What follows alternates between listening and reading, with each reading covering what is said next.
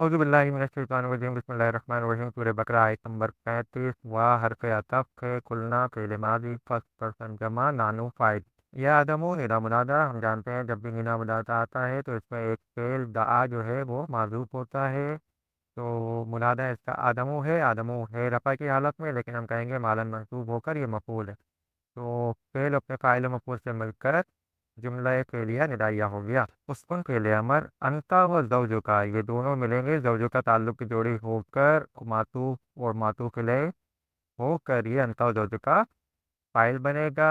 جنتا یہ مفعول بنے گا، فعل اپنے فاعل اور مفعول سے مل کر جملہ فعلیہ جواب ندا بن جائے گا۔ اب یہ ندا اور جواب ندا مل کر مفعول بن جائے گا یا مفعولہ بن جائے گا کالا کا، اس طرح ایک اور جملہ فعلیہ بن جائے گا۔ اور ہم نے کہا اے آدم سکونت اختیار کرو جنت میں تم ہو تمہاری بیوی۔